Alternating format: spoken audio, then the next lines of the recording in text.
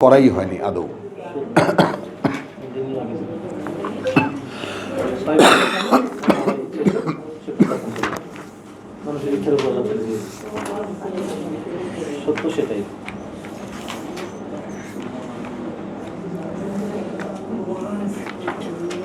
এইখানে দেখো আমরা কি বলেছি যে কেবলা পরিবর্তন হলো, কেবলা পরিবর্তন হয়ে 150-এ এসে আমরা দেখলাম 150-এ এসে আমরা দেখলাম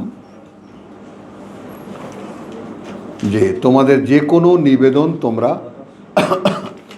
করবে সেই দিকে ফিরে, যেন তোমাদের বিরুদ্ধে বলার মতো কিছু না থাকে। তবে ইহুদি খ্রিস্টানদের মধ্যে যারা ক্রিমিনাল যারা, তারা তো বলবেই, অর্থাৎ সমালোচনা যাদের করার তারা করবেই। ওদেরকে ভয় পেও না, ভয় পাও আমাকে। কেন? লে উতিম্মা নেমাতি আলাইকুম, এই জায়গাটা একটু দেখেন, যেন পূর্ণ করে দিই আমি আমার করুণা তোমাদের উপরে। তো তার করুণা কি? এই কোরআন।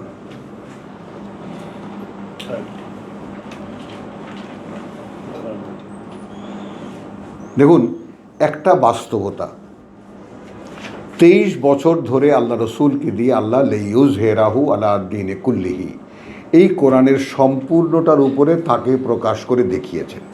এই তো রসুল আমাদের মোহাম্মদ রসুল্লাহ। কি যে এই প্রত্যেকটা আয়াত, প্রত্যেকটা ভার্স, প্রত্যেকটা মানে বাণী ও বার্তা তাকে দিয়ে করিয়ে বলিয়ে করিয়ে দেখিয়ে তারপর তাকে নিয়ে গেছেন। 63 বছরে নিয়ে যাওয়ার তো কোনো কারণ নেই। কিন্তু রেসালাতের বিষয়টা এইরকম যে রেসালাতটা সম্পূর্ণ হয়ে যাওয়ার সঙ্গে সঙ্গে আর রসুলকে রাখবেন না।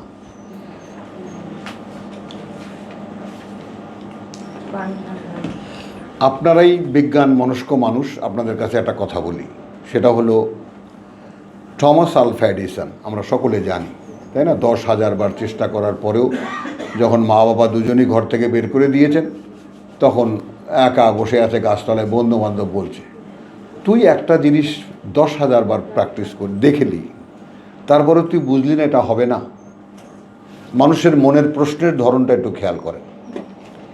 একটা জিনিস 10,000 বার চেষ্টা করে তুই দেখলি 10,000 রকমে, তারপরেও কি তুই বুঝলি না যে এটা হবার নয়? বুঝতে পারলেন এইটুকু কথার অর্ধেকটুকু? এরপরে টমাস বলছে যে 10,000 বার আমি চেষ্টা করেছি, কিন্তু ঠিক যেভাবে চেষ্টা করা সেটা হয়নি। ওটা তো হবে। এটা হলো ঈমান।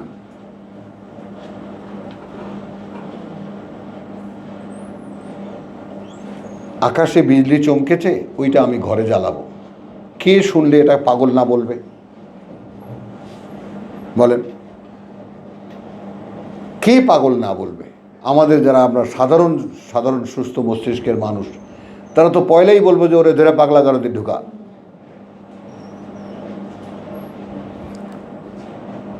কিন্তু ও বেচারা 10,000 বার চেষ্টা করেছে, ফলে আজকে আমরা এরকম টিস করে জ্বালাই আর ঘরে আলো পাই। তো ঠিক ওহিটা এরকম। ওহি একটা নৈর্ব্যক্তিক ব্যাপার, ওটা দৃশ্যমান নয়। অদৃশ্য ফেরেশতারা নিয়ে আসে রসুলের অন্তরে, সেখান থেকে ভাষা হয়ে বের হয়। সেখানে যদি করার কিছু থাকে তা তিনি প্রথমে বলেন, তারপর সেটা করে দেখান। বোঝা গেল কথাটা? অর্থাৎ বাস্তবায়ন যেটা, সেটা তিনি করেন, করে যখন পূর্ণ কোর্সটা শেষ হয়ে যায় তখন আর একদিনও আল্লাহ রাখেন না। এই নবুয়ত রেসালাতের মূল প্রিন্সিপাল যেটা, একেবারে বার্তাবাহকদেরকে তিনি ততক্ষণ রাখেন যতক্ষণ তার প্রয়োজন হয়। প্রয়োজন ফুরিয়ে গেলে এক মুহূর্ত রাখেন না। তাহলে আমি এক সময় আমার কিছু গুরুজনকে বলতাম যে নবুয়ত রেসালাত আকাশে বিজলি চমকের মতো। কেউ যদি বাসনা পোষণ করে, ওই বিজলি আমি আমার ঘরে জ্বালাবো। তাহলে সে ওইরকম 10,000 বার চেষ্টার মানসিকতা রাখবে।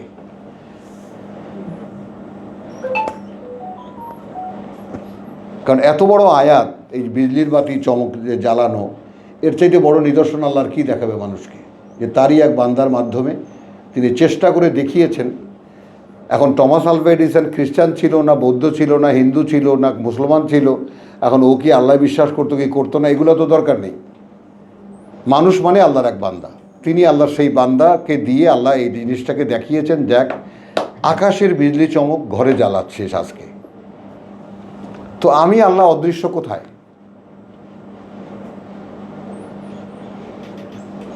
আল্লাহ অদৃশ্য তাদের কাছে যারা আল্লাহকে দেখতে চায় না।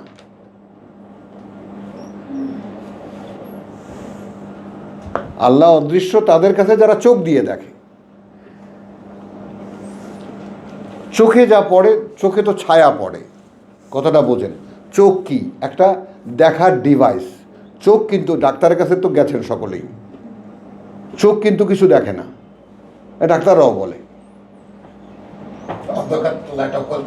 হ্যাঁ, চোখ দেখাটাকে প্রসেস করে, চোখ এবং মগজ। দেখেন তো আপনি, আপনার মন হলো। তাহলে এখন চোখে যা পড়ে সেখানে তো আল্লাহ নাই। এখন যারা চোখের ছায়ায় বিশ্বাসী তারা আল্লাহকে দেখবে কোত্থেকে? যারা চোখের এই পর্দা ভেদ করে অন্তর্দৃষ্টি দিয়ে দেখতে চায় তারা সকলেই আল্লাহকে দেখে, এবং আল্লাহ দৃশ্যমান। এটার মধ্যে কোনো ডাউট নেই, আল্লাহ দৃশ্যমান, সর্বত্র আল্লাহ দৃশ্যমান।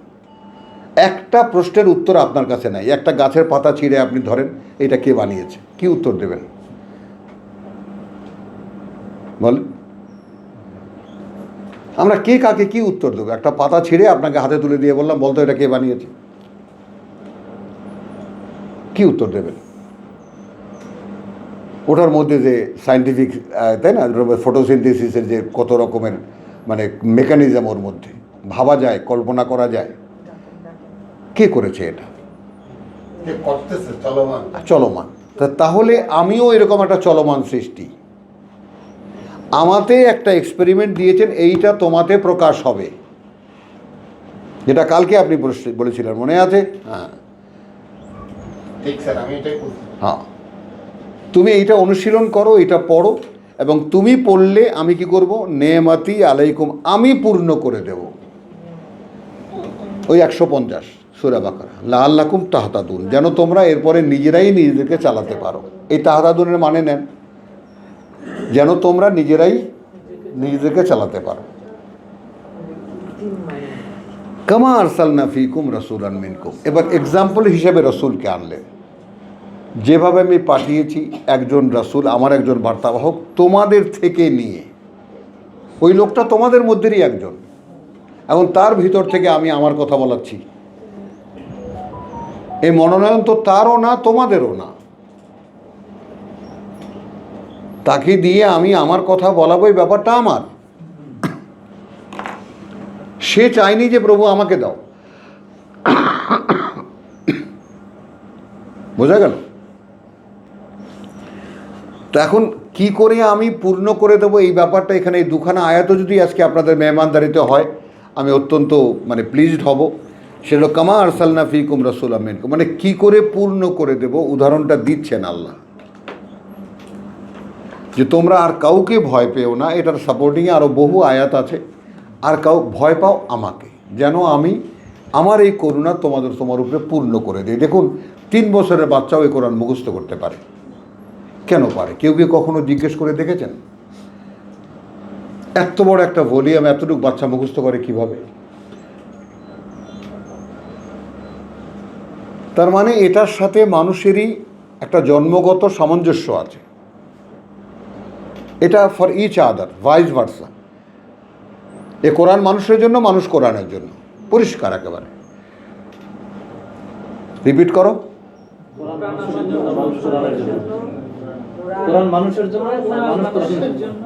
আর মানুষ কোরআনের জন্য। না, ওটা তো ইয়াবুদুন, ওটা না। আমি বলছি কোরআনের ক্ষেত্রে বল। কোরআন মানুষের জন্য, মানুষ কোরআনের জন্য, পরিষ্কার।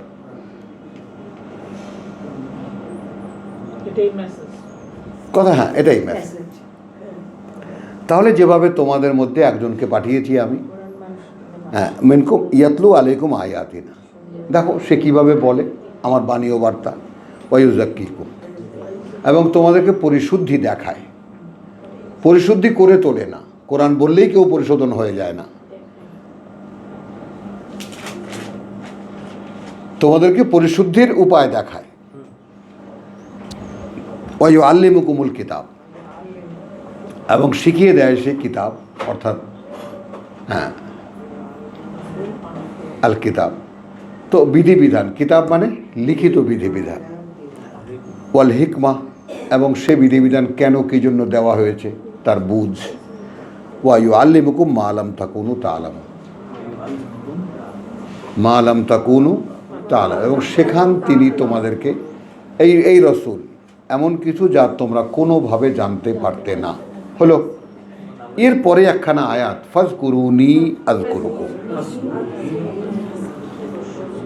দেখো এখানে বাংলা তর্জমা, কাজেই তোমরা আমাকে স্মরণে রাখো, আমিও তোমাদিওকে স্মরণে রাখিব, এবং আমার শকর আদায় করো, ব্রাকেটে আমার প্রতি কৃতজ্ঞতা পালন করো, বাধ্য হতে হচ্ছে। আমার নেয়ামতের কুফরি করিও না, আমার দানের প্রতি অকৃতজ্ঞ হয়েও না। সব কথা কিন্তু শেষ পর্যন্ত গোজামিল হয়ে গেল, কোনটা কি যে নাই। কিন্তু এখানে ফা অর্থাৎ উযকুরুনি, আমার এই পাঠ্য পড়ো, আমার এই পাঠ্য পড়ার মাধ্যমে আমাকে স্মরণে রাখো, আযকুরুকুম, আমিও আমার স্মরণে তোমাদেরকে নেব। এটা কি বললে এখানে? কোরআনের কথাই তো বলল। তো কোরআনকে তোমরা স্মরণ করো, আমিও তোমাকে স্মরণ করব।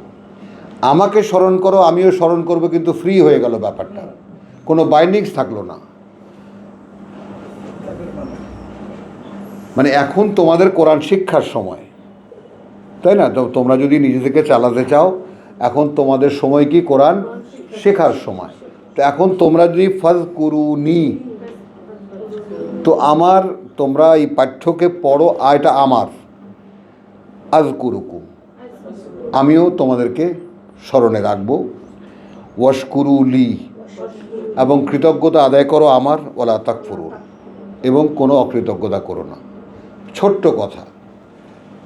এখন আসেন এই কৃতজ্ঞতা আদায় করব কিসের? অর্থাৎ আমি যে তাকে স্মরণ করব, তিনি যে আমাকে দিচ্ছেন, এটাও আমি কৃতজ্ঞতার সাথে স্বীকার করব, যে প্রভু তুমি দিচ্ছ, আমি স্মরণ করছি, তুমি দিচ্ছ, আমি পাচ্ছি। কি বলেন কথাটা? আমি স্মরণ করছি, আমি অর্থাৎ আমি পড়ছি, তুমি দিচ্ছ অর্থাৎ আমার মনে থাকছে,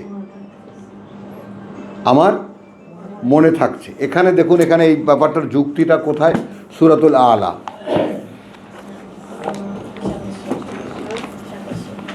কত? 87।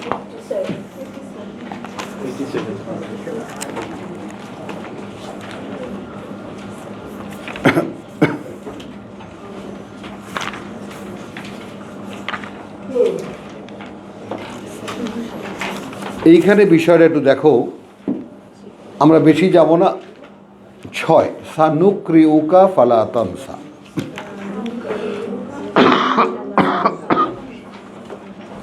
সানুকরিউকা, আমরা পড়িয়ে দেব, তাহলে আর ভুলবে না।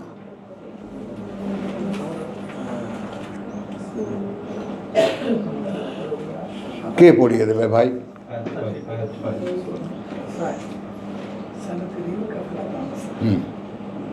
সানুকরিউকা ফালা তানসা, আমরা যদি পড়িয়ে দিই। আমি আরও ডকুমেন্ট দেখাচ্ছি, কারণ এটা খুব শক্ত একটা ব্যাপার। এটা যদি আপনার মনে এইভাবে না থাকে, তাহলে আপনি দিশাহারা হতে বাধ্য হবেন। সানুকরিউকা ফালা তানসা, যদি আমি পড়িয়ে দিই তোমাকে, তাহলে আর ভুলবে না। ইল্লা মাশা আল্লাহ, এই যে ইল্লা মাশা আল্লাহর সাথে যুগবে কি? ইন্নাহু, আচ্ছা এটুকু পড়ে নি, ইন্নাহু ইয়ালামুল জাহারা ওয়া মা ইয়াখফা, তিনি তোমার বাইরের দিকটাও দেখেন, আর যা গোপন তাও তিনি দেখেন। অর্থাৎ তোমাকে আদৌ তিনি পড়িয়ে দেবেন কি দেবেন না, সেটা তার উপরে নির্ভর করে।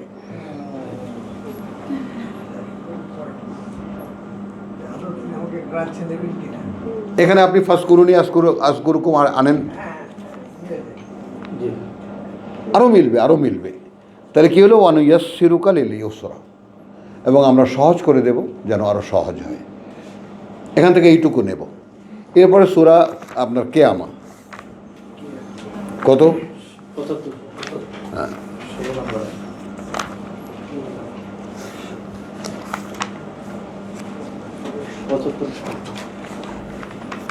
এখানে আপনার খুব বিচ্ছিরি একটা গালি দিয়েছেন আল্লাহ মানুষকে।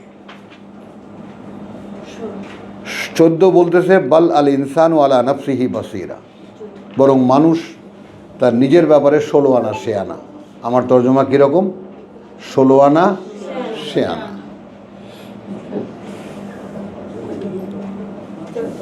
আচ্ছা না, নিজের স্বার্থ পাগলেও বোঝে।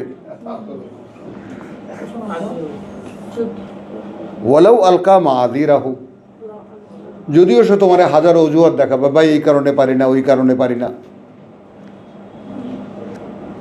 ভাই পেয়েছেন, আপনি পেয়েছেন?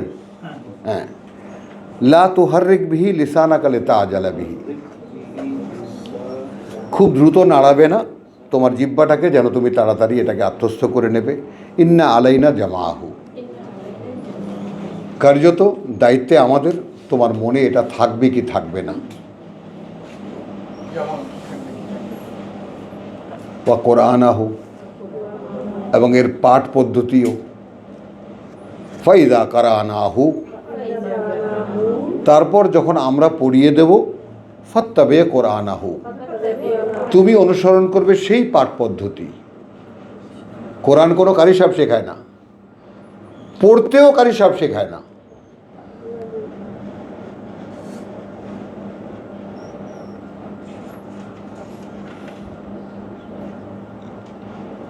বোঝেন ব্যাপারটা? মানে অক্ষরগুলোকে পড়তে পারা, যেমন বাংলা আমরা স্বরে অস্বরে শিখেছি, তারপরে যুক্ত অক্ষর শিখেছি, তারপর কত কিছু থেকে তো আমরা পড়তে পারি এখন। তো সানুক রিউকা, আচ্ছা এখানে কি হলো, ইন্না আলাইনা জামাহু ওয়া কোরআনাহু ফাইদা কারানাহু ফাত্তাবে কোরআন, আমরা যখন তোমাকে পড়িয়ে দেবো, অর্থাৎ বিশেষভাবে কোরআনের একটা পাঠ পদ্ধতি আছে,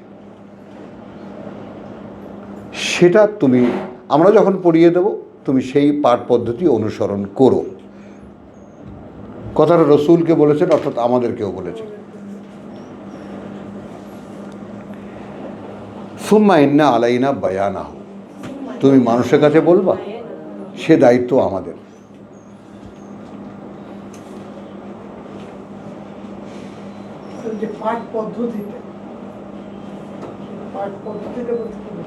এই পাঠ পদ্ধতি আমার পড়াটা কেমন শুনছেন?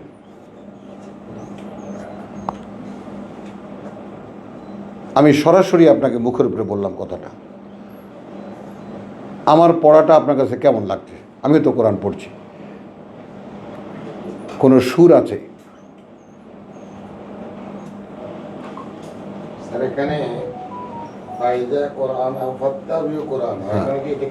কারাআনাহু, হ্যাঁ, না না না, ওখানে তো কারা, ইত্তেবা না, তো কারা। ফাইদা কারানাহু ফাত্তাবে কুরআনাহু, পাঠ পদ্ধতিটাও আল্লাহর কাছে বন্ধ, মনে থাকা তো বন্ধ, মনে থাকা তার কাছে। সূরাতুল আলা কি দেখলাম, আমি পড়িয়ে দিলে তুমি তখন আর ভুলবে না, মনে রাখা তার কাছে, পড়ার ব্যাপারটাও তার কাছে। তারপরে কি সুম্মা ইন্না আলাইনা বায়ানহু, এই যে মানুষের কাছে বলবা সেটাও আমাদের দায়িত্বে, ও আমাদের পারমিশন ছাড়া বলতে পারবা না।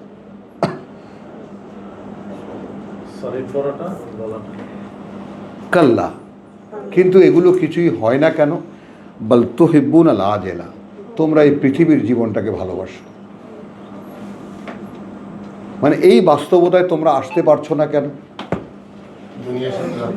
পৃথিবীর জীবনকে ভালোবাসো, তুহিব্বুনা আল আজেলা ও তাযারুনা আল আখিরা, আর তোমাদের কাছে পরকাল একদম বাদ দিয়ে রেখেছো। আসেন বলেন, আপনি দাঁড়িয়ে বলেন, আপনি দাঁড়িয়ে বলেন, তাই না শেষ ভাই? বলেন, দাঁড়িয়ে বলেন, সাক্ষী দেন। আল্লাহ বলছেন যে তোমরা তুহিব্বুনা আল আজেলা, দুনিয়াটা ভালোবাসো, ঠিক না? না না, ওই আমার এক ভাই আছে এখানে, উনি আমাদের মধ্যে সবচেয়ে বেশি ভালোবাসেন পৃথিবী।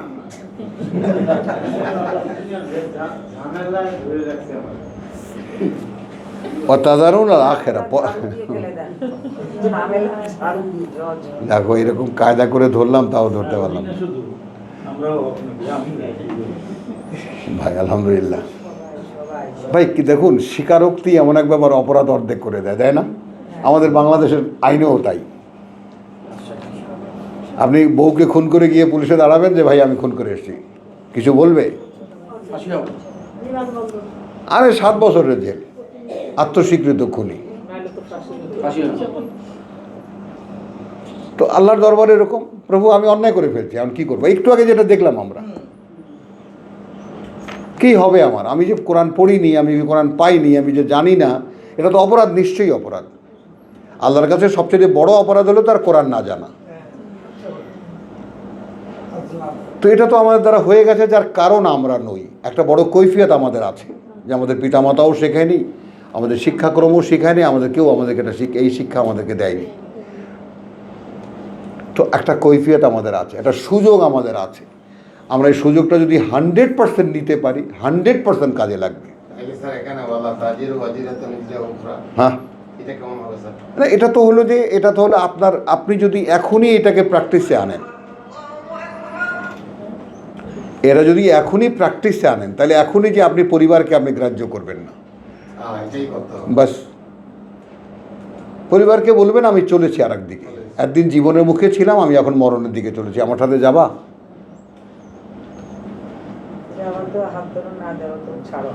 দেখুন ব্যাপারগুলো খুব আপোষের ব্যাপার। আমি একদম ডাইনিং টেবিলে বসে বলেছি, দেখো বাবা, আমাকে ভুল বোঝার কিছু নাই, আমি একদিন জানতাম না, আমি এখন জেনেছি।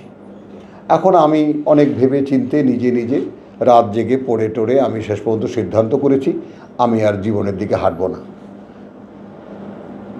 আমি আর জীবনের দিকে হাঁটবো না, আমি এখন মরণের দিকে হাঁটবো। কারণ আমার এখন চিন্তা একটাই, আমি যেখান থেকে যাচ্ছি কি নিয়ে যাচ্ছি, আমার তো কোনো সঞ্চয় নেই। ওপারের ব্যাপারটা যদি থাকে, আদৌ যদি থাকে, আমি কিন্তু এটাকে হাইপোথিসিস ধরেছি, থাকলো আমার, যেটা দেখি না, মনে করেন আপনার বিশ্বাস কম, আমি তো নিশ্চিত না। তো ওপারের ব্যাপারটাকে আমি ধরেই নেই। এবং এখানে আমার একটা গল্প কাজ করে খুব সুন্দর। হযরত আলী তখন ছোট, তো খেলতেছে বন্ধুবান্ধবের সাথে, তো এর মধ্যে আজান দিছে, তো দৌড়ে গিয়া আসরের নামাজ পড়ে আসছে। গল্প, আমাদের ধর্মের গল্প। তো এখন বন্ধুবান্ধব ধরছে, আমরা কেউ গেলাম না, তুই গেলি, বুঝছো কথাটা? তো বলে ওবে আমিও জানি ও কিছু নাই, ও যাবার পাগল যাও। কিন্তু দোষ যদি থাকে,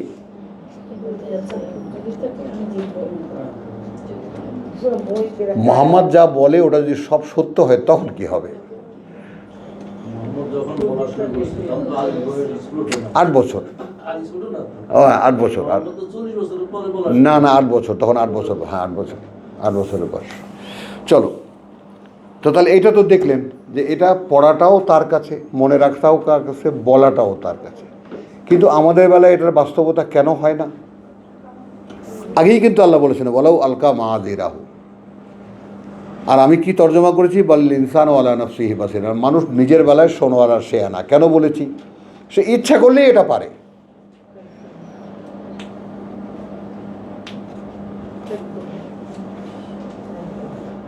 শাহেদা সাক্ষী দিয়েছে, অনেক মূল্য এই সাক্ষী। হ্যাঁ, বুঝছো কথাটা? ইচ্ছা করলেই সে পারে। হ্যাঁ, কিন্তু সে তুমি হাজার অজুহাত দেখাবে, এই কারণে পারি না, ওই কারণে পারি না। তাহলে মূলত কি শেষ পর্যন্ত যোগফল দাঁড়ালো তুহিব্বুনাল আজিলা, আসলে পৃথিবীটাকে ভালোবাসো, এইটাকে ভালোবাসো। আর তাযারুনাল আখিরা, পরকালটা সম্পূর্ণ বাদ দিয়ে রেখেছো। এই কারণে তোমাদের সঙ্গে আমার সাথে মেলে না, না তোমরা কোরআন পড়তে চাও আমার কাছে, না আমি তোমাদেরকে পড়িয়ে দিই।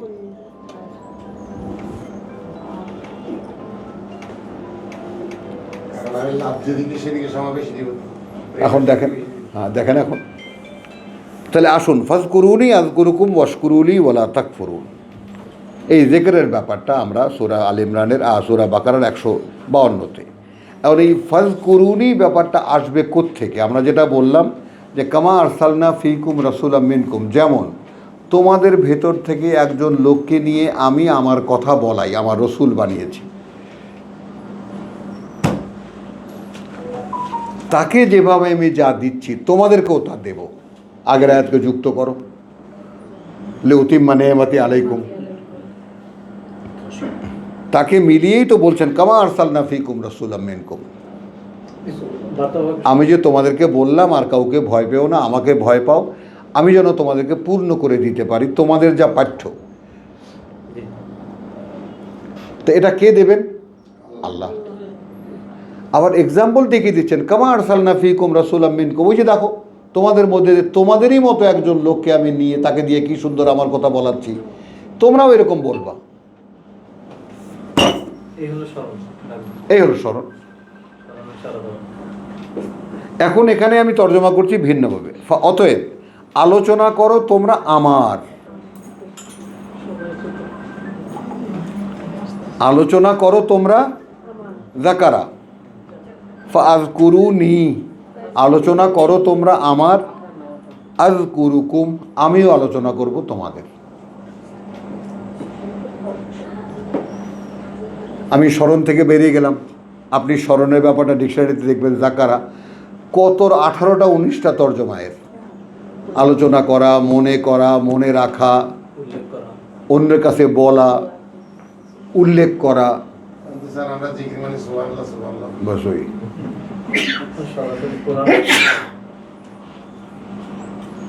তো এখন এখানে তুমি আমার এই কথাটা মনে রেখো, আমিও তোমাদের এই কথাটা মনে রাখবো, পড়ো তোমরা, আলোচনা করো আমাকে, আমিও তোমাদেরকে আলোচনা করব, আর আমার কৃতজ্ঞতা আদায় করো। এই কৃতজ্ঞতার ব্যাপারটা দেখার জন্য, এই কয়েকখানা আয়াত পড়ি দেখুন।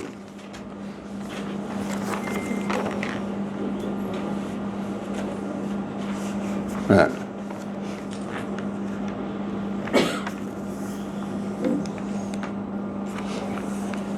রোজার আয়াত, রোজার প্রসঙ্গ 183, 84, 85, আমি 186 পড়ছি, দিবা।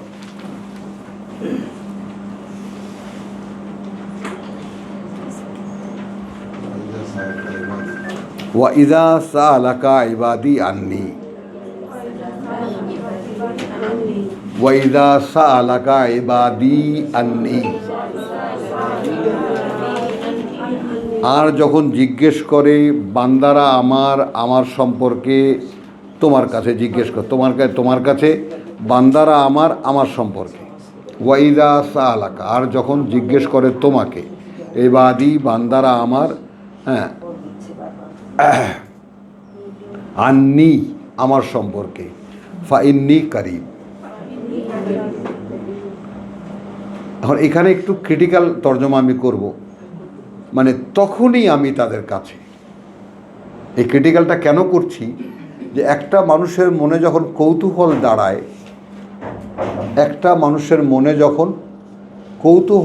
আল্লাহ কে, ভাই কথাটা বুঝতে পেরেছেন? এই কৌতূহলটা যখন দাঁড়ায় কোনো মানুষের মনে, ওটাই আমি।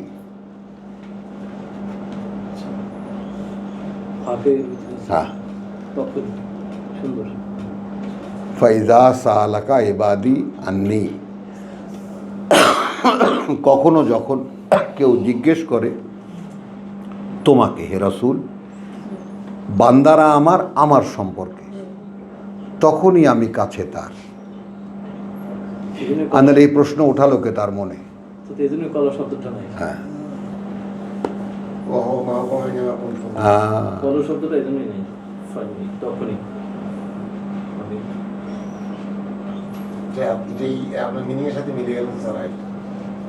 মিলে তো যাবেই।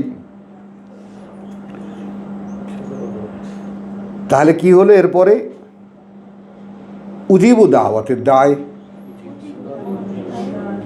আমি সাড়া দিই যে কোনো ডাকের, ইদা দানে, যখনই আমাকে ডাকে। এইটার বাস্তবতা কেউ দেখেছে?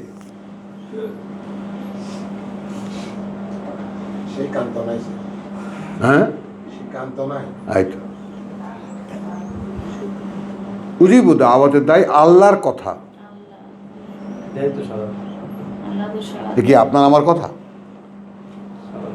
উজিবু দাওয়াতে দাই ইযা দাআনি, আমি জবাব দিই।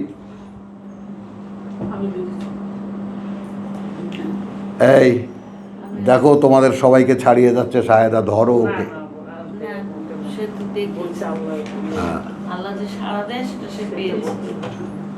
তাহলে কি হলো? আমি ডাকে সাড়া দিই, ফালিয়াস্তাজিবু লি, তাহলে তারাও আমার সাড়া দিক আমাকে। ওই ফাজকুরুনি আযকুরুকুম কিন্তু আমি ডিটেল করছি। হ্যাঁ,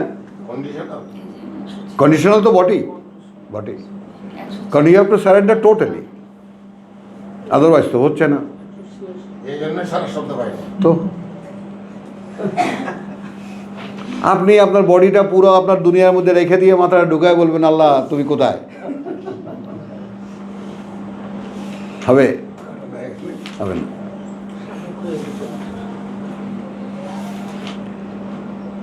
তাহলে ফালিয়াস্তাজিবু লি ওয়া লিউমিনু বি লাআল্লাহুম ইয়ারশুদুন, যেন আমি তাদেরকে সঠিক পথে চালাই। এই ফাজকুরুনি আযকুরুকুমের ব্যাখ্যা সঙ্গে সঙ্গে এখানে দিবা। বুঝছো জিনিসটা, কন্ট্রাক্টটা বুঝছো? হ্যাঁ, পরিষ্কার।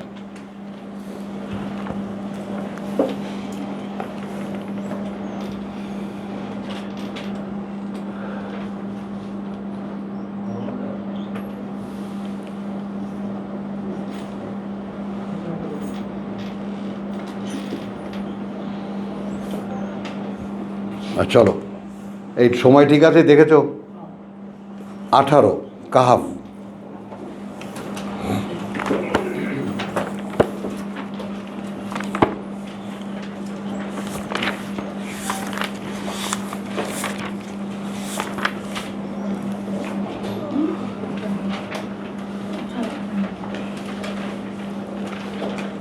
তেষট্টি।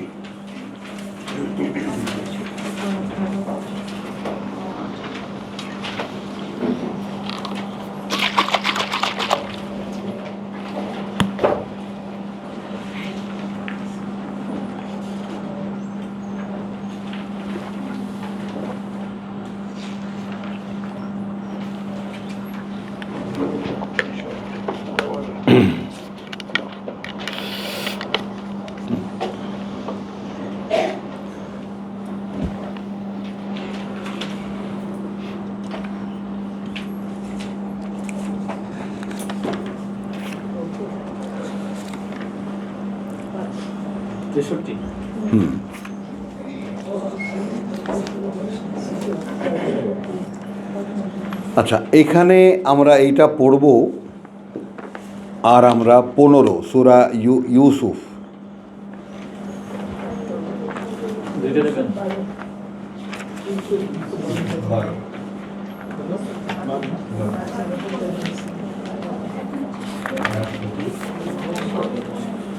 সূরা ইউসুফের 42 খুলে হাতে রাখতে হবে যাদের কাছে কিতাব আছে।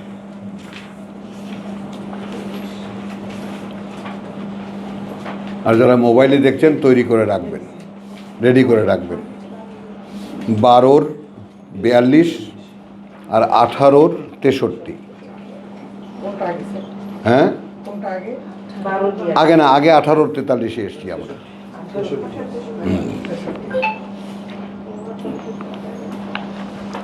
আচ্ছা, এখানে প্রেক্ষিতটা একটু জেনে নিই, তাহলে মনে আসবে ব্যাপারটা। 60-এ যাই। ওয়াইদ কালা মূসা লে ফতাহু, যখন বলল মূসা তার সঙ্গীকে, লা আবরাহু হাত্তা আবলুগা মাজমা আল বাহার, আমরা চলতেই থাকব যে পর্যন্ত না পৌঁছাবো আমরা সেই মানে মাজমা আল বাহার, দুই সাগরের মিলনস্থলে। আচ্ছা, এই জায়গাটা আপনাদেরকে আমরা একটা দেখাই। এই জায়গাটা নিয়ে ইতিহাসে, তাফসিরে বহু রকমের আছে, বিভ্রান্তি আছে। এখন এটা ঠিক কোন জায়গায়, অর্থাৎ মূসা মিশরে থাকতে কি কার ঘটনা ঘটেছে, না মিশর থেকে চলে যাওয়ার পরেই ঘটনা ঘটেছে, নাকি যখন সে মিশর থেকে বেরিয়ে গেছে তা বনি ইসরায়েলকে নিয়ে তারপরে এই ঘটনা ঘটেছে। এখন মাজমা আল বাহার যেটাকে বলা হচ্ছে সেটাকে কেউ বলছে নীল নদের মোহনায়।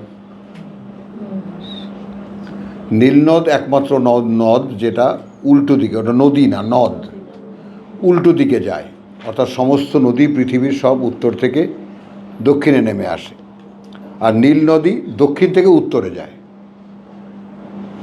ওটা ভূমির তলা থেকে ওর উৎপত্তি, পাহাড় থেকে বরফ গলা পানি নয়।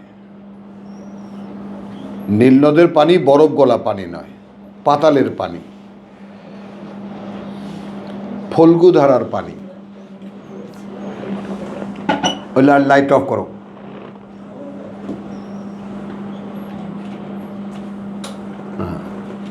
এটা একটু খেয়াল করেন, এই নীল নদের উৎপত্তি সুদান। একটু ঘোরো ঘোরো ঘোরো, দেখবা, একটু ঘোরো না, এখানে দাঁড়াও, এসে দেখো দেখো, মাঝে মাঝে ভালো লাগবে। হ্যাঁ, এই হলো সুদান আর এই হলো মিশর। এই গোলাপিটা সুদান, বিশাল এক দেশ আফ্রিকার, আর এটা হলো মিশর, এই যে নীলটা হলো। এখন এইখানে মাটির তলা থেকে পানি ওঠে, হলো ঠিক যেমন জমজম কুয়ায় পানি ওঠে নিচ থেকে। বোঝা গেল কথাটা? এই পানি দেখো, এই পানি পুরো মিশরকে ধৌত করে দিয়ে উত্তর দিকে সে যায়, গিয়ে সে এই ভূমধ্যসাগরে পড়ে। বুঝেছ? এবং ফেরাউন কি কাজটা করেছিল? ফেরাউন কাজটা করেছিল, চারিদিকে শুধু খাল কেটে দিয়েছিল, ক্যানাল করে দিয়েছিল, যেটা যেটা গাদ্দাফি করতে করতে এই বোকা আহাম্মকের বাট্টা 32 বছর পরে এই কাজে হাত দিয়েছে, যে কারণে পুরো লিবিয়াবাসীকে কৃষির আওতায় আনতে পারেনি সে। তো এই যে ব্যাপারটা, এই পানিটা উপর দিকে পড়ে। আচ্ছা, আমরা যে কোরআনে, তোমার জন্য বলছি, লোকমানের কথা পড়েছি, লোকমানের কথা, লোকমানের অধিবাস হলো এই মিশর এবং সুদানের বর্ডারে কোনো একটা জায়গায়। বুঝছো? এটা অনুমান করা হয় এই অঞ্চলের মানুষ তিনি, কারণ তিনি কালো ছিলেন, ব্ল্যাক, তো ব্ল্যাক হলে তো সুদানি হওয়ারই কথা, ইত্যাদি। তো এই হলো নীল নদের উৎপত্তি, এখান থেকে যায়। এই এখন অনেকেই মুসার এই যে হেঁটে চলা, মুসার এই যে পায়ে হেঁটে চলা, একজন লোকের সাথে তোমার দেখা হবে যে যাওয়ার যে ব্যাপারটা, আমরা গল্পটা তো পড়েছি সূরা কাহাফে, সেই ব্যাপারটা কোন অঞ্চলে আসলে, কথাটা বোঝো? তো এখন এইটা হলো একটা কাহিনী এইরকম যে এই অঞ্চলে যখন মুসা মিশর ছেড়ে আসেনি, তখন তাকে শিক্ষার জন্য আল্লাহ পাঠালেন তার এক বান্দার কাছে। খেয়াল করো। আবার আরেকটা হলো যে এই মাজমা আল বাহার বসলে কেন? এই যে দেখো 2 আঙ্গুলের মতো, এই আঙ্গুল দেখাচ্ছে, এই যে এরকম দেখো, ঠিক এইরকম, কথা বুঝছো? এই লোহিত সাগর, এই লোহিত সাগর এখান থেকে ছোট্ট হয়ে 4 মাইল মাত্র এখানে এই ঢুকেছে, এই হুতিরা এইখানে, বুঝছো তো? হ্যাঁ, এই এখন যে হুতিরা জ্বালায় খাচ্ছে, এই লোহিত সাগর, কথা বুঝছো? এইটা দিয়ে, এটা তো এখন খাল কেটে দিয়েছে, পরে সুয়েজ ক্যানাল হয়েছে, তাই না? আগে তো খাল ছিল না। এরপরে এই যে দিকটা যেখানে ডেড সি বলা হয়, সাগর এসে মরে গেছে, এটা কিন্তু কুলে হারিয়ে গেছে, এটা কোনো পায়নি, কোনো দিক পায়নি, এটা সাগরে গিয়ে মেশেনি, এখান থেকে কোনো নদীর উৎপত্তি নাই, এই জন্য এটাকে ডেড সি বলে, যেটা লূত আলাইহিস সালামের এলাকা। বোঝা গেল?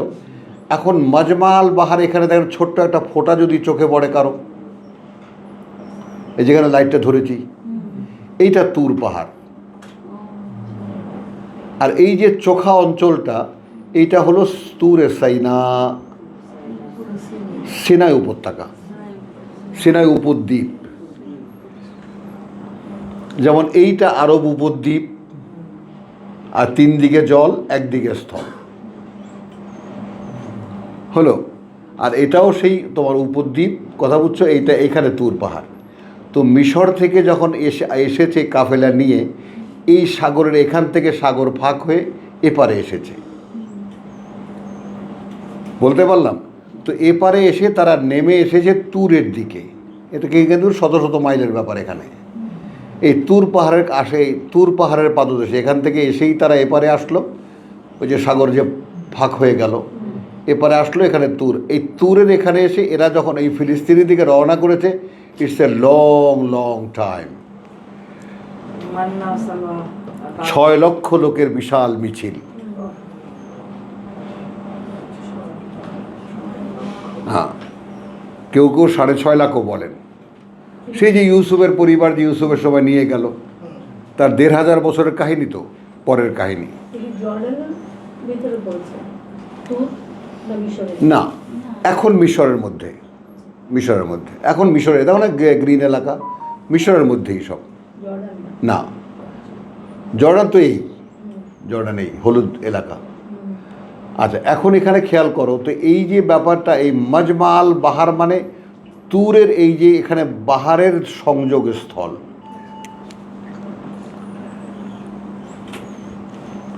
দুই সাগরে সেখানে মিলেছে না। তো 2 সাগরের মিলন স্থলে আমি যে পর্যন্ত না যাব আমি থামবো না, এটা বলেছে চাকরকে। বসো।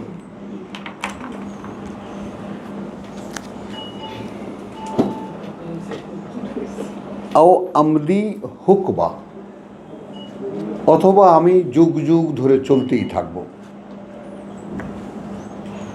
ফালাম্মা বালাগা মাজমা বাইনাহুমা, মাজমা অতবর যখন সেই জমায়ের ক্ষেত্রে পৌঁছালো, বাইনিহিমা নাসিয়া হুতাহুমা,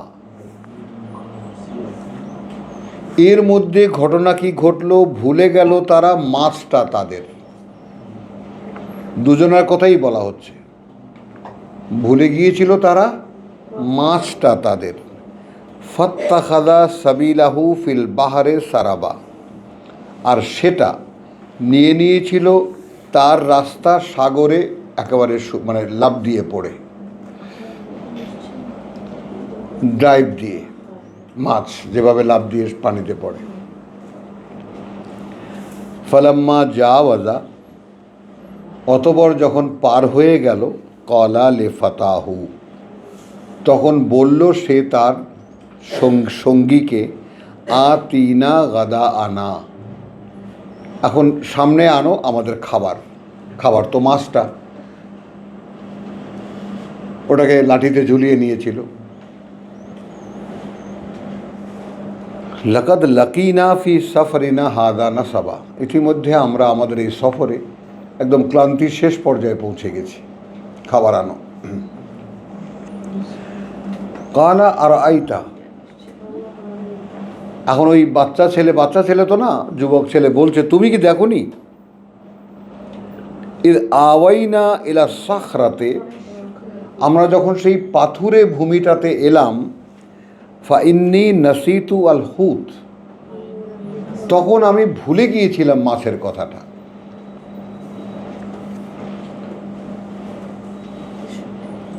ওয়ামা আনসানিয়াহু ইল্লা শাইতান,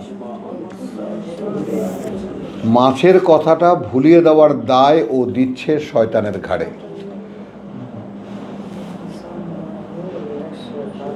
একটু দিবা, আমি অতীব গুরুত্বপূর্ণ একটি কথা বলতে যাচ্ছি এই প্রসঙ্গে, যে ওমা আনসা নিয়াহু, এবং কিছুতেই ভুলিয়ে রাখতে পারে না আমাকে, দেয়নি আমাকে সেটা, ইল্লা শয়তান আন আযকুরাহু, যে সেই কথাটা আমি এখানে আযকুরা আসলো, দেখেছো, সেই কথাটা আমি তোমার কাছে বলবো। তো জিকিরের ব্যবহারটা একটু দেখো কত দিকে যাচ্ছে কথাটা। আমি তোমার কাছে উল্লেখ করব ব্যাপারটা, যে মাছটা চলে গেল এখন জীবিত হয়ে। ওয়াত্তাখাযা সাবিলাহু ফিল বাহরে আজাবা, এবং সে তার রাস্তা করে নিল সাগরে। অবাক ব্যাপার, কেমন করে গেল সে? মরা মাছ জীবিত হয়ে লাফ দিয়ে পড়ে সাগরে চলে গেল। এইরকম একটা ঘটনা আমি তোমার কাছে বলবো, আমি কেমন করে ভুললাম সে কথাটা?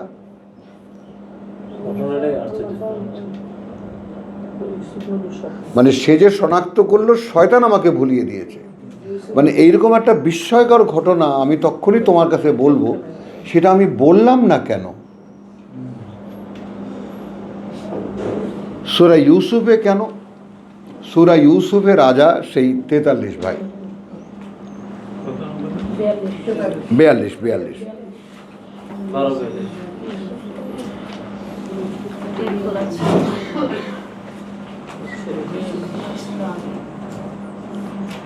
আচ্ছা, ওখানে দুজন লোকের স্বপ্ন ভাঙিয়ে দিল।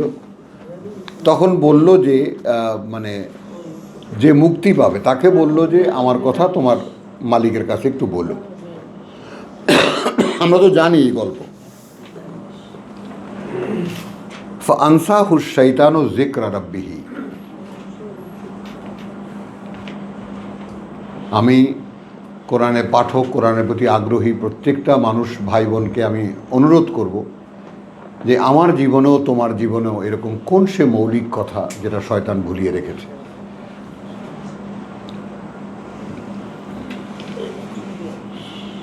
এবং আমার কথা হলো যে এসেনশিয়ালিটি আপনার একটু খেয়াল করবেন যে আমি একজন লোক আমাকে বলেছে তুমি মুক্তি পাবা, আমি মুক্তি পেয়েছি। তুমি চাকরিও পাবা, আমি চাকরিও পেয়েছি, আমি চাকরি করছি। তো যে ভদ্রলোকের কথাই আমার এগুলো হলো, তাকে ভুলে যাওয়ার কথা?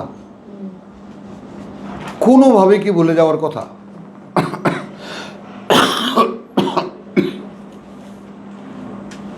সেইখানে আল্লাহ বলছেন শয়তান, এখানকার বক্তব্য আল্লাহর, আর ওখানকার বক্তব্য ওই চাকর ছেলেটার। এখানকার বক্তা আল্লাহ। ফাআনসাহু আশ-শাইতানু যিকরা রাব্বিহি। তারপর ভুলিয়ে রেখেছিল তাকে শয়তান উল্লেখ করতে, হ্যাঁ, তার প্রভুর কাছে। ফালাবিসা ফি সিজনি বিদআ সিনিন। আল্লাহ এই কারণটা দিলেন, এই কারণে সে জেলখানাতে আরও কয়েক বছর থাকল।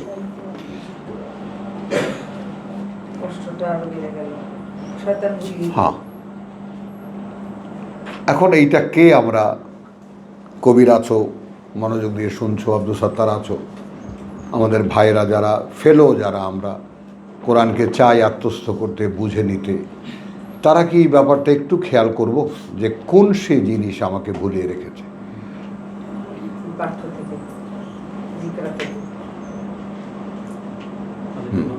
এবং এটা একদম স্থূলভাবে সরাসরি যেটা দেখানো যে এই কোরআন ছাড়া পরকালের একটা স্টেপও আপনি আগাতে পারবেন না। সেইটা তো আপনার কখনো মনে হয় না?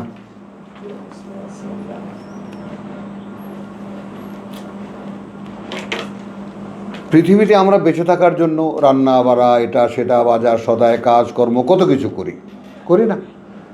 এগুলো পৃথিবীর কাজ, অর্থাৎ বেঁচে থাকার আয়োজনের আয়োজন। হ্যাঁ, আচ্ছা, মরে যাওয়ার আয়োজনটা কি?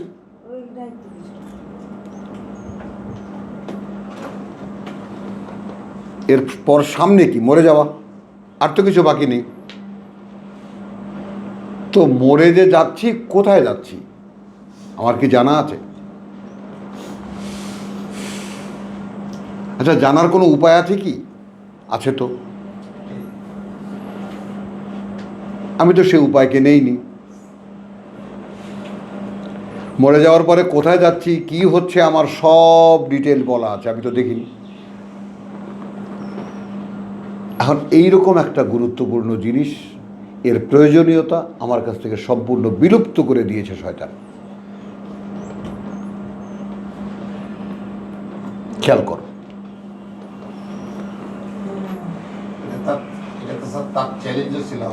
হ্যাঁ, এখন আমার কাছে কোরআন,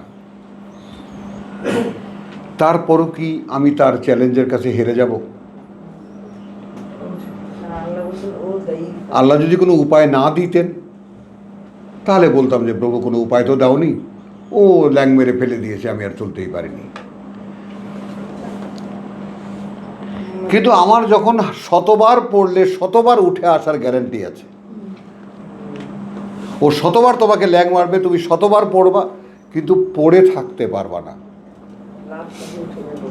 পড়ে যাওয়ার অধিকার আছে বলো? পড়ে থাকার অধিকার নেই।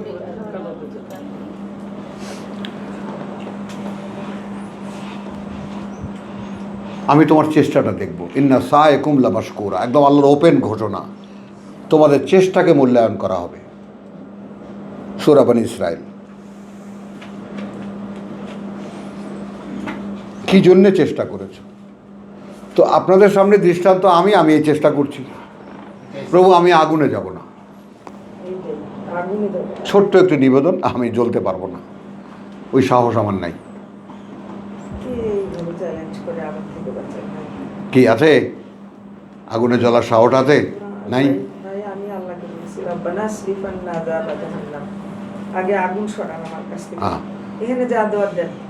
বলে নাও ব্যাপারটা।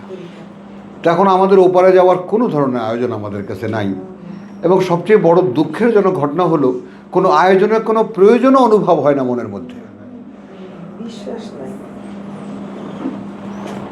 ওয়াই? কেন? তাহলে বিশ্বাস করি না। আমরা বিশ্বাসের একটা সংজ্ঞা দিই এখানে। বিশ্বাস সেই মনোভাব, বলেন, বিশ্বাস সেই মনোভাব যা কর্মে বাধ্য করে। হ্যাঁ, বাধ্য করে। হ্যাঁ, ইদ্দারাকা ফিল আখিরা। তো এই যে দুটো জিনিস দেখালাম, তাই না?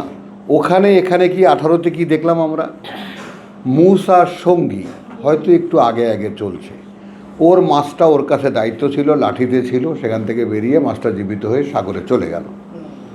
ও হাঁ করে দেখলো ব্যাপারটা কি হচ্ছে, মরা মাছটা জীবিত হয়ে সাগরে লাফ দিয়ে চলে গেল। এরকম একটা আজাবা, ও অবাকও হলো। এই বিস্ময়কর ঘটনাটাও মূসার কাছে বলবে না?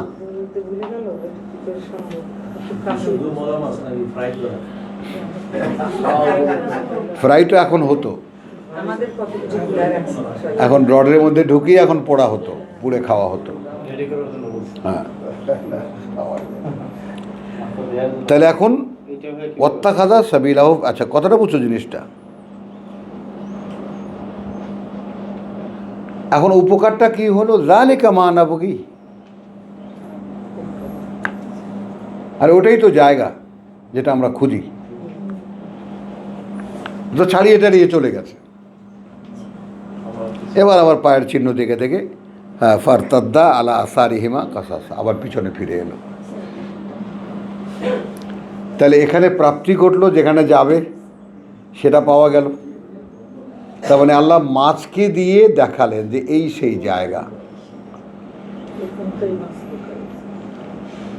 আবার সেই কথাটা ওই যে গোয়ারের মতো ছুটছিল, চলতেই থাকবো চলতেই থাকবো, সেখানে আল্লাহর ভরসা নাই,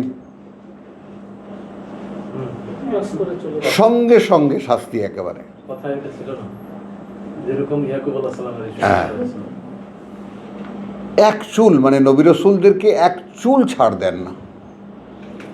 একটু ভুল হলে কঠিন শাস্তি হয় তাদের। এখন কি হলো? অভুক্ত থাকো, না খেয়ে থাকো, আর আবার যদ্দূর আশ্চর্যদূর ফিরে পিছনে ফিরে যাও। হ্যাঁ, ওর সেইটা কথাটা বুঝছেন তো? এই ব্যাপারটা তো আমরা এখান থেকে যেটা দেখলাম, এই যে জিকিরের ব্যাপারটা আমরা এখানে কেন আনলাম এই যে একটু লক্ষ্য করি আমরা সকলেই যার যার ব্যক্তিগত জীবনে যে কোন সে জিনিস যেটা বেমালুম ভুলিয়ে রেখেছে আমাদের শয়তান।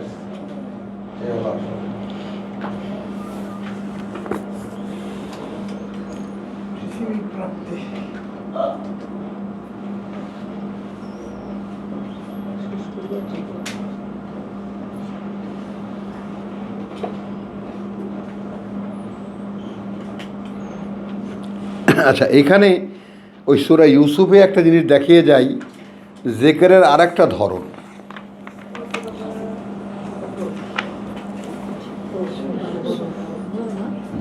85।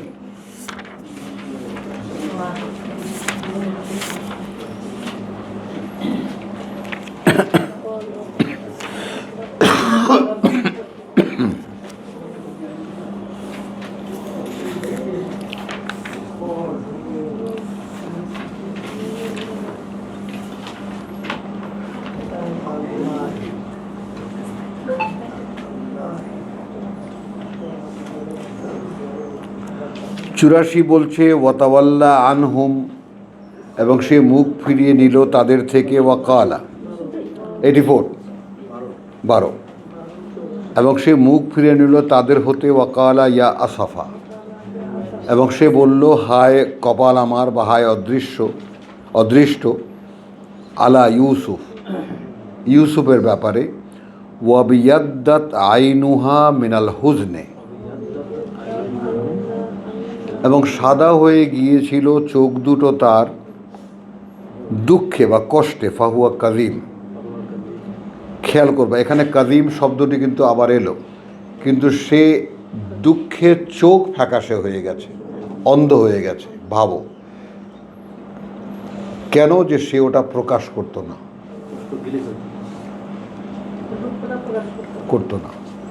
কাকে বলবে?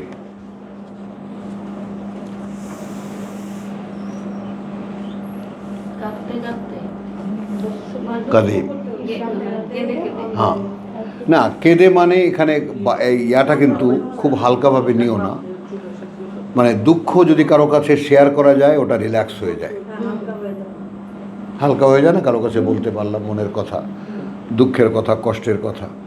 তো ওনার তো বলার কেউ নেই, তাহলে সমস্ত চাপটা ইন্দ্রিয়র উপরে পড়েছে, তাদের চোখ ফ্যাকাশে হয়ে গেছে, অন্ধ হয়ে গেছে।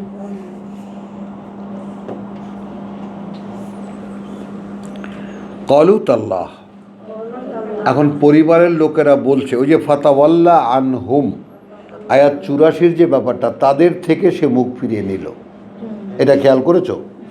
এখন তারা বলছে তাল্লাহ, কসম আল্লাহর, তাফতাউ তাজকুরু ইউসুফা, কথাটা বুঝছো?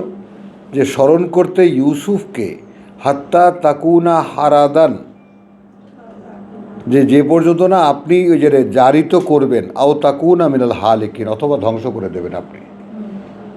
অর্থাৎ ইউসুফের কথা স্মরণ করতে করতে আপনি নিজেকে ধ্বংস করে দেবেন অথবা শেষ করে দেবেন।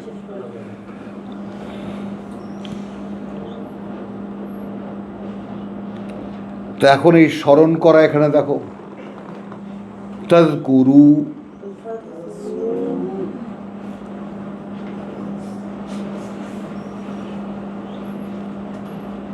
এখন এখানে ওনার কথা খেয়াল করো, উনি যে প্রকাশ করতেন না, হতো কি? ক্বালা ইন্নী আশকু বাসরি ওয়া হুজনি ইলাল্লাহ, আমি শিকায়াত করি, আমি নিবেদন করি, বা আমি নালিশ করি আমার দুঃখ আর যত কষ্ট আল্লাহর দিকে।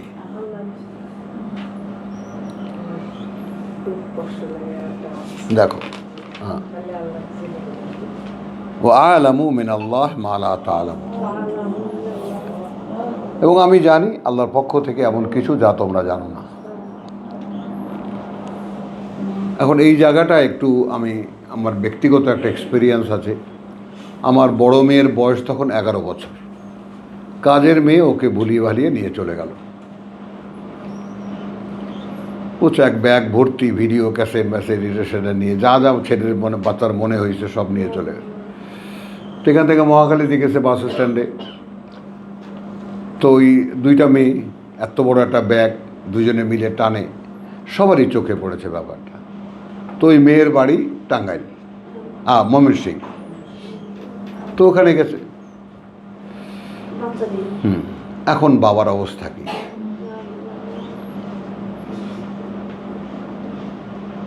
বুঝছো? যে আমি এখানে ইউসুফ আলাইসাল্লামের, ইয়াকুব আলাইসাল্লামের দুঃখের কথা, এখানে একটা কথা আছে যে আমি জানি আল্লাহর পক্ষ থেকে মা লা তা'লামুন, যা তোমরা জানো না। অর্থাৎ ইউসুফ আছে,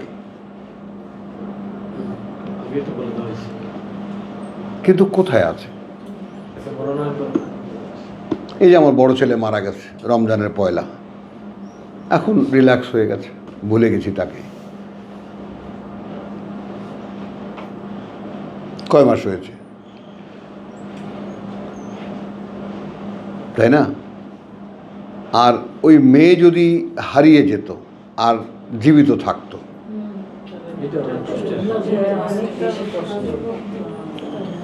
এটা সহ্য করা যায় না। ভাই ওই শেখ মিনিশা রহমতুল্লাহ ভাই যে বললাম আমার যে 25 টাকা দিয়ে দেয়, ওনার 16 বছরের একটা মেয়ে এখন নাই, আজও জানি না কেন ওনার মেয়ে না এর সাথে আল্লাহ ক্ষমা করুন। আজিজ মোহাম্মদ ভাইয়ের সাথে বিয়ে হলো? না না, ও লন্ডন থেকে হারিয়ে গেছে। সেই মেয়ে তো ওই গ্যাপ করছে, ওই ওই তো আজিজ মোহাম্মদ ভাইয়ের সাথে বিয়ে হয়েছিল। তাহলে তো এই হারিয়ে যাওয়ার আমি তো সকাল থেকে নিয়ে আমি সন্ধ্যার মধ্যেই রাতের মধ্যেই খবর পেয়ে গেছি। এদিকে ঢাকা শহর পুরো গরম হয়ে গেছে, যা আমার সব আত্মীয় স্বজন সব পেছনে কোথায় কি না কি, ওই মেয়ের বাড়ি কোথায় সেখানে ফোন করা, এদিকে সব হুলুস্থুল পাকিয়ে গেছে। ওদিকে আমি সন্ধ্যার সময় মাইকিং করছি, কথা বুঝছো, আমার গলা দিয়ে কোনো আওয়াজ বেরোচ্ছে না। হ্যাঁ ছোট বাচ্চা, বুঝছো, তখন একজন লোক খুব সুন্দর চেহারার দোকানে বসে ডাক দিল, ওনাকে ডেকে নিয়ে আয়, মাইক বন্ধ করেন। আমি তখন একদম ক্লান্তির শেষ পর্যায়ে, ভাই মাইক বন্ধ করা মানে লাগবে না, আছে মেয়ে আছে, আমাদের কাছে আছে। এবার উনি বাড়িতে নিয়ে গেলেন। কোন জায়গায় পেলেন? ময়মনসিং।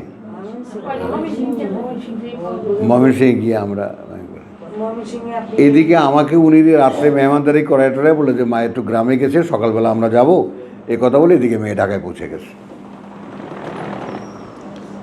ওর খালু নিয়ে চলে আসছে গাড়িতে করে। তো এটা মানে হারিয়ে যাওয়ার পরে যে ব্যথাটা, যে কথাটা বলছো, ওইটা আসলে যে সহ্য করা যায় না। তো ইয়াকুব আলাইহিস সালামের এই যে কষ্টটা ফিল করার জন্য আমি তোমাদেরকে একটু শেয়ার করলাম যে দেখো বেঁচে আছে, আল্লাহ জানাচ্ছেন যে বেঁচে আছে, মরে যায়নি।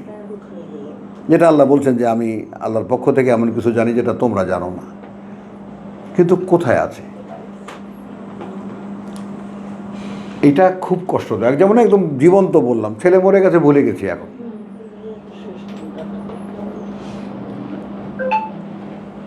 কথাটা বুঝছো তো? এইরকম ব্যাপারটা খেয়াল করো তো। এই যে তো তাজকুরা তাজকুরু ইউসুফা, আয়াত 75-এর, এটা দেখালাম ইউসুফের স্মরণের স্মরণে।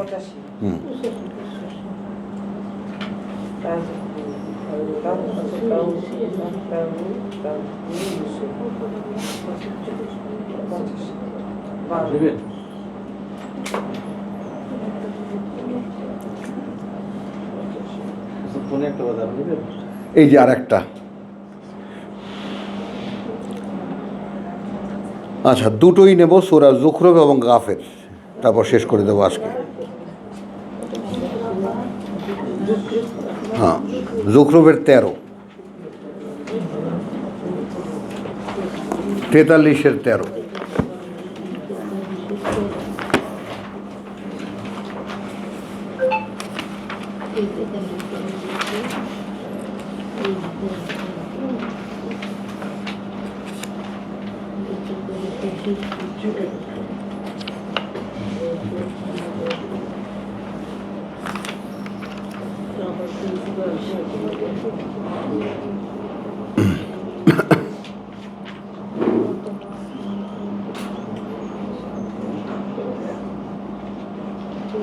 আচ্ছা, এটা কেন করলাম, একটু বিশেষভাবে আমরা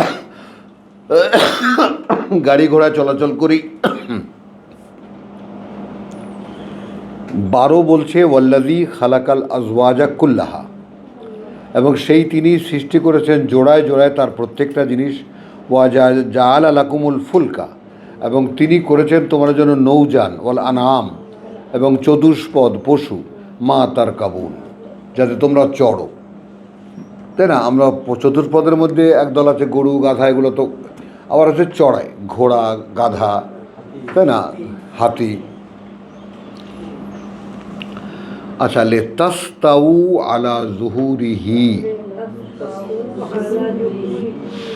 যেন তোমরা যখন চড়ো পিঠের উপরে তার সুম্মা তাযকুরু নি'মাতা রাব্বিকুম, তখন স্মরণ করো তোমরা করুণা তোমার প্রতিপালকের। ইদা ইস্তাওয়াইতুম আলাইহে, যখন চড়ো তোমরা তার উপরে, ঘোড়ার পিঠে উঠলে, হাতির পিঠে উঠলে। ওয়াতাকুলু, এখন বললে তোমরা তখন সুবহানাল্লাযী, মহিমা সেই তার যিনি সাখখারা লানা, নিয়ন্ত্রিত করে দিয়েছেন আমাদের জন্য, হাযা, এইটাকে। ওমা কুন্না লাহু মুকরিনিন, এবং আমরা আদৌ ছিলাম না তার যোগ্য যে এটাকে আমরা নিয়ন্ত্রণে আনি, এটাকে বশে আনার আমরা তো ছিলাম না সেরকম। হ্যাঁ, এর পরেরটুকু বা ইন্না ইলা রাব্বিনা লামুনকালিবুন, অর্থাৎ আমাদের যা হওয়া উচিত ছিল, ঘোড়ায় উঠছি, স্মরণ করছি, কৃতজ্ঞতা প্রকাশ করছি, এবং সঙ্গে সঙ্গে এটাও বলছি যে তার দিকেই আমাদেরকে ফিরে যেতে হচ্ছে। হ্যাঁ, এটা দেখালাম যে স্মরণ করা কখন, যখন উঠছি আমি তার পেছনে, তার পিঠের উপরে। আচ্ছা, আর একটা কী বলছি, সূরা গাফির 40-44।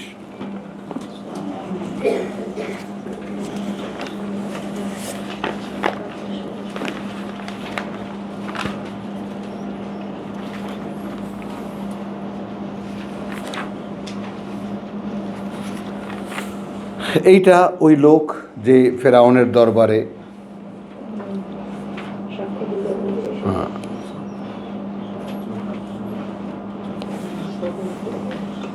বুঝছো,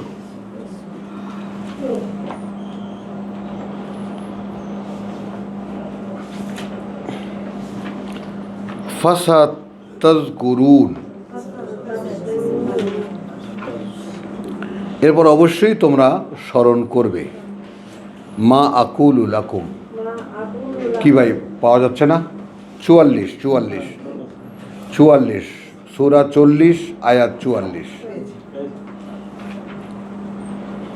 ফাসাতাযকুরুন, অতঃপর তোমরা অবশ্যই স্মরণ করবে, মা আকুলু লাকুম, কি আমি বলেছি তোমাদেরকে। ওয়া উফাউযিদু আমরি ইলাল্লাহ, মানে ফেরাউনের দরবারে দাঁড়িয়ে এই যে কথাগুলো বলা, তো যারা শুনছিল তাদেরকে বলছিলেন যে আমি যা বললাম তো স্মরণ করবে তোমরা, আর আমার যে ব্যাপারটা তোমরা আমাকে নিয়ে যে উদ্বিগ্ন হচ্ছ, এরপর তো কল্লা কাটবে ফেরাউন, আমার ব্যাপারটা আমি আল্লাহর রূপে ছেড়ে দিয়েছি। এই যে নির্ভীক শাহাদাত, সাক্ষ্য দেওয়া, তো আমি ভাই এখানে একটু ছোট্ট করে বলতে চাই এখানে, যে আমার যখন প্রথম পথ চলা, তখনকার মানসিকতাটা এইরকম, লাঞ্ছনা, অপমান, এসব কিছু আমি কবুল করে এ পথে রওনা করেছি, যেগুলো সব হবে। তো আজকের সর্বশেষ কথা আপনারা ভাববেন যে কেন এরকম ব্যাপার, যে যেই সৃষ্টিকর্তা আল্লাহ এই পৃথিবীটাকে সৃষ্টি করেছেন, মানুষ সৃষ্টি করেছেন, সেইখানে মানুষ এমন পর্যায়ে কেন চলে যায় যে সেই আল্লাহর কথা তারা শুনতেই চায় না। যারা বলতে আসে তাদেরকে মারতে উদ্ধত হয়। রেসালাতের কাহিনী তো এই, নবুয়ত রেসালাতের ইতিহাস কি, রসুলদেরকে হত্যা করেছে, রসুলদেরকে মেরেছে, পাগল বলেছে, তাই না, মিথ্যাবাদী বলেছে, কত কিছু বলেছে, তাকে মারতে উদ্যত হয়েছে। কেন?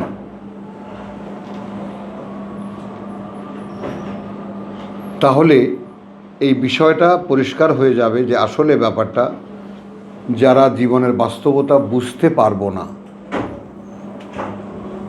তারা এই জীবনে হারিয়ে যাব। যারা মানব জীবনের বাস্তবতা বুঝতে পারবো না, তারা এই জীবনে হারিয়ে যাব। তাদের কোনো প্রয়োজন এর পরবর্তী পৃথিবীতে আল্লাহর নাই।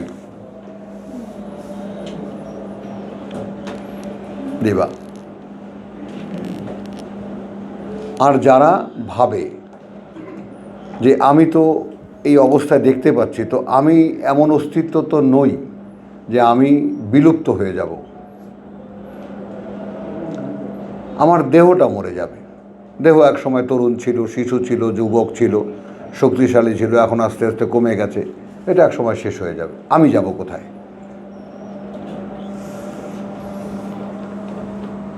ডাক্তার সাহেব বলেন। এটা এখন আমি আমার এটার মধ্যে আছি, ইটস এ ভ্যাসেল,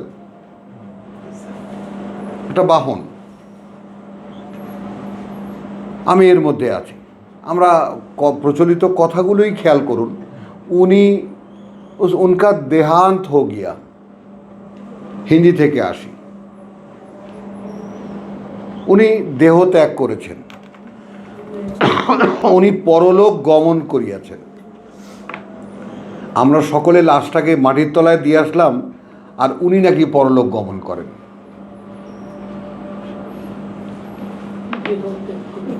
বলো, ইহলোক ত্যাগ করেছেন, পরলোক গমন করেছেন, ইন্তেকাল কিয়া, এখান থেকে চলে গেছে। তো বিলুপ্তির কোনো কথা কিন্তু নাই। অর্থাৎ আমি মরে যাওয়া মানে নিঃশেষ হয়ে যাওয়া, ব্যাপারটা কিন্তু সেরকম কোনো সেন্সে নাই, কোথাও নাই, কোনো ধর্মে নাই। প্রত্যক্ষ বা পরোক্ষ ইহধাম ত্যাগ করেছেন। প্রত্যক্ষ বা পরোক্ষ পরধামের যে কথাটা, পরলোকের যে কথাটা, সে ব্যাপারটা কিন্তু দাঁড়ানো।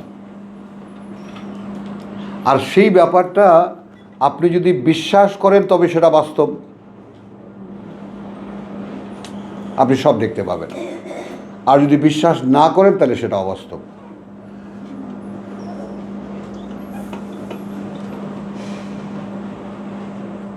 মানে একেবারে পরিষ্কার।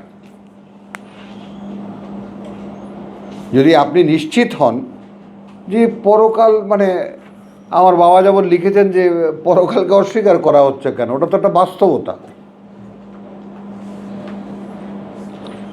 মানুষ কি করে পরকাল অস্বীকার করে?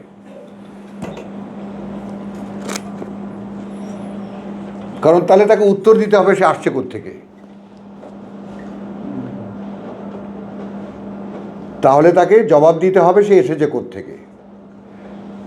আর সে যদি তার সোর্স না বলতে পারে আমি কোত্থেকে এসেছি, হ্যাঁ দৃশ্যমান কি, বাবার ঔরসে ছিলাম, মায়ের গর্ভে এসেছি, তারপর এসেছি, এটা সে বলতে পারবে। হলো, কিন্তু তারপর সে যে চলে যাচ্ছে, সে কি দেখতে পাচ্ছে না কোথায় যাচ্ছে? তার কি কোনো জিজ্ঞাসাও দাঁড়ায় না যাচ্ছে কোথায়? হাজার হাজার মানুষ চলে যাচ্ছে, তুমিও তো যাচ্ছ, তো একবারও কি মনে হয় না যে ভাই যাচ্ছি তো কোথায় যাচ্ছি? এই ফাসাতাস করুন। তো আমরা আল্লাহর সামনে যখন দাঁড়াবো তখন সবই তো মনে করতে পারবো। তখন আল্লাহ বলছেন যে এখন মনে করে কি লাভ? তো এখন যাদের যাদের সময় আছে, আমাদের সময় আছে, আমরা স্মরণ করতে পারি। আমাদেরকে আল্লাহ বাহন দিয়েছেন, মাধ্যম দিয়েছেন, উপায় দিয়েছেন। শুধু একখানা বই, শুধু পড়ো আর এ অনুযায়ী নিজেকে তৈরি করো।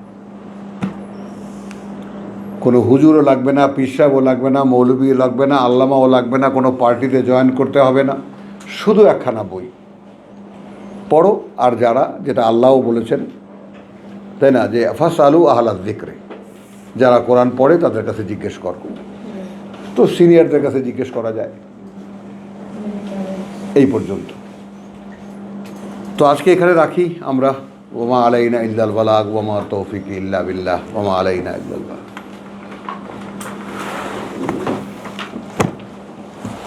ধন্যবাদ আপনাকে। আসেন ভাই, আসেন। এগুলো তো সব মানে ইনসলভেবল। তো আমাদের সমস্যার সমাধানগুলো তো আমাদেরকেই করে নিতে হবে।